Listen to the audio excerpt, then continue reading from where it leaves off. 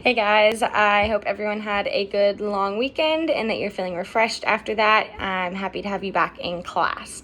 So to begin with, I want to give a little bit of an overview on what this course looks like. I know that we haven't quite dived into that just yet, and so I want to give you just enough information to where you feel confident with what we're jumping into, but don't feel overwhelmed by a whole year synopsis. And so what I'm going to talk about today is just two ways to look at this course. One of which being thematic. When I say it's a thematic course, I mean there's a lot to study in world history. We're not going to study every single ruler across every single empire, what they did, who their family was, etc. But we're going to be looking at the major themes across these regions. So for example, in your summer assignment, you did spice categories and how those spice categories are used to maintain control in empires. That's one of the major themes we'll be studying this year, how empires build and maintain control. And so that will be what we're studying today. How do regions keep control? What decisions do politicians or rulers make to ensure that they are able to keep control over their citizens? The next aspect of this course that's important to keep in mind is that it is a periodical course, meaning that we're going to study it chronologically, era by era. So world history is broken into eras. The first era that we will be studying is 1250 until 1450. That's post-classical. Next comes early modern. That's 1450 until 1750. Then comes modern, 1750 till 1900, and finally contemporary. That's 1900 until present day. So keep that in mind. Today we're just looking at the post-classical era empires. So we're going to study the Americas. We're going to start looking at the Aztec and the Incan Empire during the post-classical era. And we're going to look at how they were able to maintain control over their people. Let's get started.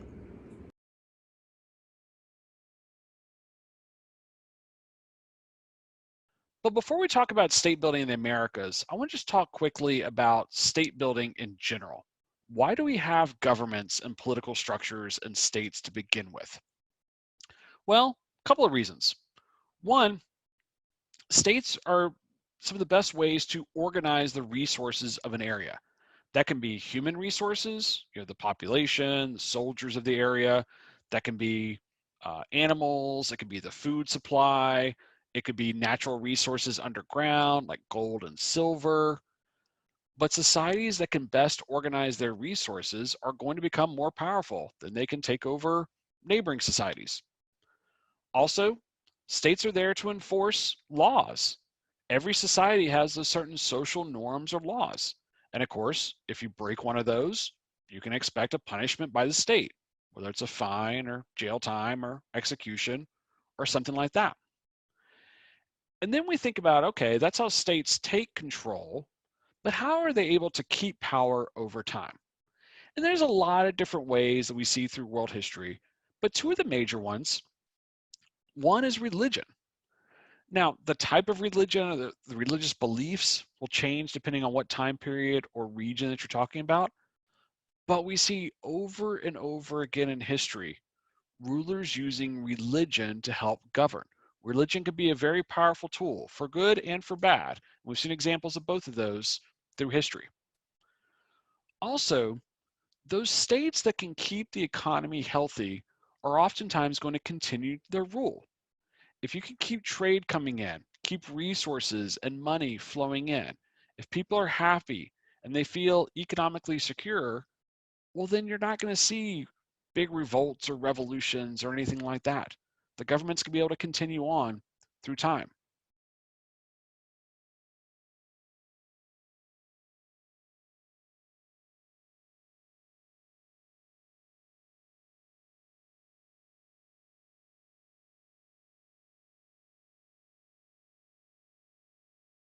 Aztecs, one of the most iconic standard bearers of Mesoamerican history. And yet, much of what people think they know about the Aztecs is wrong. This is in large part due to the fact that the public is only really introduced to them alongside the discovery of the New World. As such, the average person stumbles upon the Aztecs just as the Europeans did, with lots of preconceptions and no awareness of their past. It is through this limited snapshot that the Aztecs have been remembered and consequently misunderstood. Today, we will be seeking to remedy this by providing proper context for the rise of the Aztecs, from their early history to the arrival of the Spaniards. In 1325, they founded their capital and began the next stage of their journey to empire. This pivotal moment is preserved today on the flag of modern Mexico, whose own capital is situated on the same site. Tenochtitlan was located on a series of small islands in the marshy western edges of Lake Texcoco. Though the region was controlled by other peoples, this particular area lay unclaimed, for it had meager agricultural prospects and a lack of building materials. Undaunted by these hurdles, the Mexica once again proved their resourcefulness. If at first they could not farm, they made do by hunting and gathering amongst the lake's flora and fauna. Eventually, the inhabitants of Tenochtitlan were able to begin draining some areas and filling in others, such that their islands grew more habitable. Slowly, farming was also developed in the form of agricultural terraces and impressive works of drainage and irrigation known as chinampas. This, along with lake-borne trading, allowed the Mexica to expand. Now on firmer footing, the tribe sought out a king, or Tlatoani. A council of wise men, priests, and nobles set out to find a suitable candidate of proper stature and lineage. They eventually settled on a man named Acamapichtli. His father's side was of Mexica nobility, while his mother's side was of Kalua royalty, which could trace its way back to the revered Toltecs. Now he and his recently married bride were brought back to Tenochtitlan for a grand coronation. In 1375, Acamapichtli was crowned the first Tlatoani of the Mexica. However, all these developments drew unwanted attention from powerful neighbors. This included the expanding city-state of Azcapotzalco, which had been founded by the Tepanecs, another one of the original migrating Nahua tribes. The still weak Mexica were in no position to resist, and were thus forced to become vassals. As such, they were subject to heavy tribute for using their land and conducting business. Yet even under this oppressive yoke, they grew stronger day by day. Acamapichtli's rule proved effective, and the small town upon the lake developed into a proper city. Buildings, residential areas, temples, parks, canals, and streets were created in what was a relatively prosperous time of peace. After 2 decades, the king died at the age of 70, specifically requesting that the people be allowed to choose a ruler from amongst his 7 sons.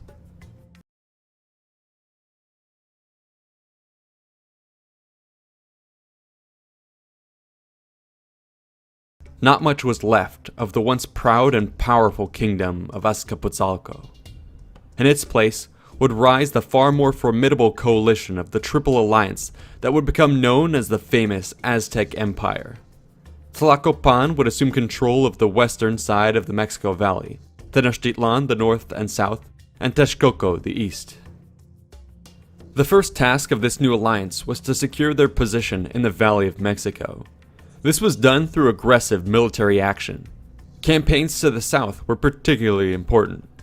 Through these, they gained control of the region's breadbasket, the chinampas located in the freshwater lakes of Xochimilco and Chalco.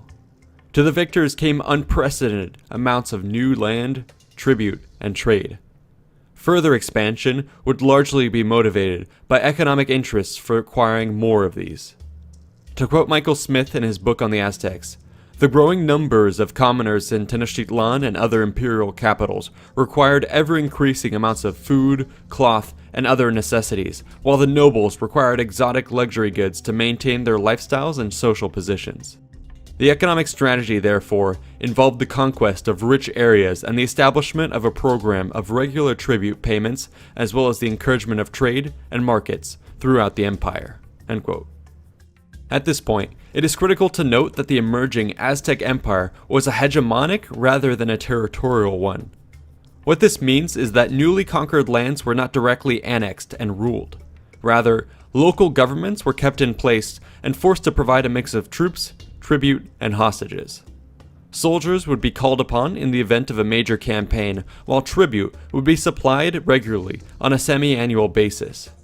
These shipments might include food, gold, textiles, weapons, armor, and other valuables. In return, the conquered cities would be granted relative autonomy, protection, and access to the economic network which developed under the umbrella of Aztec rule. We should also mention that other factors also bound the subjects of the empire to their new masters. These included intermarriage, gift-giving, religious ceremonies, construction projects, and perhaps most importantly, the ever-present threat of violence. This last point is key to understand and bears repeating. As Ross Hasig states in his book on Aztec warfare, quote, "The Aztecs maintained the empire with great economy of force by relying on local resources for local security and order. The Aztec army did not have to maintain a presence, but was mobilized only for further conquests or to deal with rebellions and other major disruptions. For lesser matters, the threat of this army's return was sufficient to ensure compliance by the subordinates." Now that we've established the nature of the Aztec Empire, we can provide an overview of the following centuries by taking a closer look at the accomplishments of its principal rulers. We had last left off with the founding of the Triple Alliance during the reign of Itzcoatl. He had been brought to power as a military leader and would follow up on the victory over Azcapotzalco with further campaigns across the Mexico Valley to bring the various city-states under their control. Once conquest and consolidation had been achieved, Itzcoatl sent the first expedition out beyond the basin. These war parties ventured forth into the lands of Cuauhnahuac to the south. In 1440, after 14 years in power, the great warrior king Itzcoatl died. His 80-day-long funeral ceremonies featured great displays of wealth and were a testament to just how far the Mexica of Tenochtitlan had come since the founding of their city a mere century ago. The next king, Moctezuma I, would take them even further. Within the Mexico Valley, he first reaffirmed the Triple Alliance's dominance through military action, political consolidation, and massive building projects, such as the construction of the Great Temple of Tenochtitlan. At the same time, new laws were passed to begin reshaping society. These formalized the distinctions between nobles and commoners, granted privileges to great warriors and priests, established universal schooling, laid out a system of courts and judges, and set out punishments for crimes such as theft and adultery. Externally, the Aztecs were also much more active, with military campaigns now spilling out across the region. Such was the strength of the Triple Alliance and its growing network of tributary states that it was said they raised an army of 200,000 to conquer the city of Cuauhnahuac. By the end of his almost 30-year reign, Moctezuma had overseen a massive period of military conquest, construction, and expansion that left a legacy of riches and grandeur no other before him had achieved.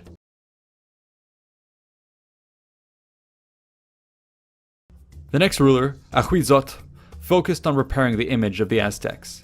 His early military campaigns were used to crack the whip on areas which had stopped paying tribute during the weak rule of Tizoc.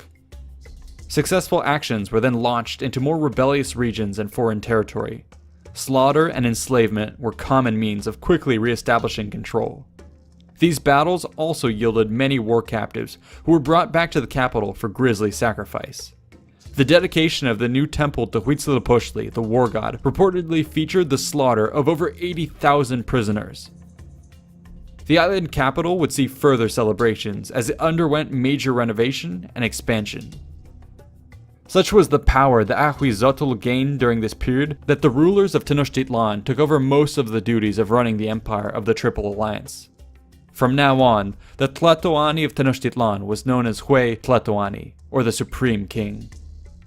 In 1502, Ahuizotl died and was succeeded by one of his experienced generals, Moctezuma II. He continued previous efforts of consolidation and conquest through terror. Incredibly, one of his largest campaigns is said to have summoned an army of 400,000 to crush the region of eastern Oaxaca, with another army of 200,000 raised a few years later to take the fortified city of Quetzaltepec. By this time, even the formidable Tlaxcala were beginning to cave to the pressure as the massive territorial vice around their lands was tightened. Yet at this critical moment, the hand of fate intervened, and the meteoric rise of the Aztecs was cut short by the arrival of the Spanish in 1519. It is incredible to think that just over 230 years earlier, the Mexica tribe themselves had been the newcomers in the Valley of Mexico. When Europeans arrived, they would encounter a vast empire which covered 135,000 square kilometers and encompassed more than 400 cities and towns. At its beating heart was the gem of Tenochtitlan, a monumental city with a sprawling grid complex of palaces, temples, markets, gardens, and housing, with miles of causeways and aqueducts radiating out in all directions. It bustled with activity of some 200,000 inhabitants. Nobles, priests, soldiers, merchants, craftsmen, farmers, and schoolchildren, all traversing the landscape on foot or by boat. This incredible sight astounded visitors, who dubbed it the Venice of the New World. It is with this vision that we will conclude our episode. I hope that we've been able to demystify the rise of the Aztecs and lay the groundwork for further exploration.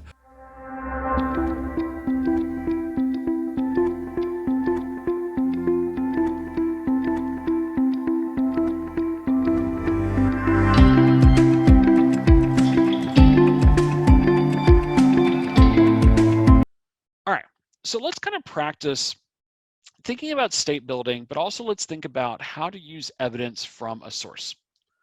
So what I have here for you is a memoir of Bernal Diaz del Castillo. He's one of the first Spaniards to arrive in what is today southern Mexico, where the Aztecs were. And he wrote this out, his description of the capital city. So what I would like for you to do is, in a second, to read over this, and I want you to look for evidence of state building by the Aztecs in this passage. Think of it this way. If I asked you to write a DBQ, and don't worry, you don't have to write a DBQ today, but if I asked you to write a document-based question essay, and I said, talk about state building in the Americas, what evidence of state building do you see here in this passage? So what I'd like for you to do is go ahead and pause the video, take a couple of minutes, find the evidence, and then when you're ready, unpause it, and I'll be here and we'll go over some answers. All right, ready, pause.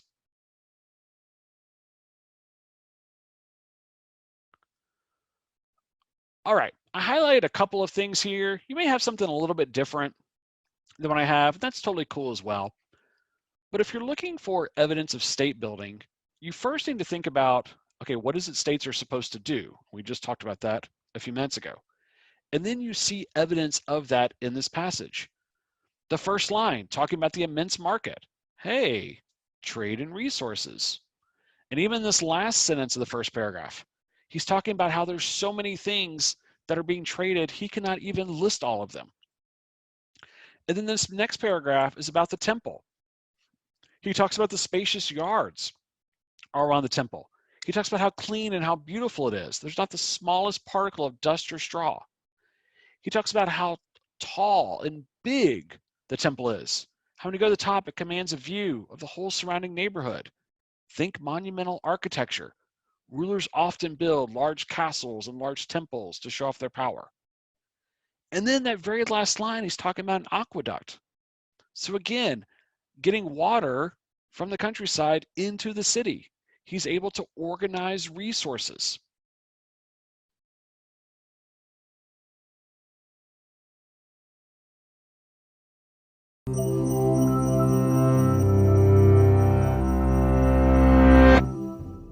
It was the Western Hemisphere's largest empire ever, with a population of nearly 10 million subjects.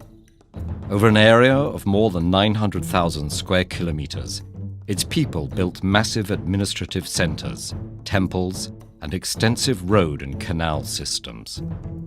They did so in an inhospitable, extreme terrain, all without the use of wheels, horses, iron, or even written language.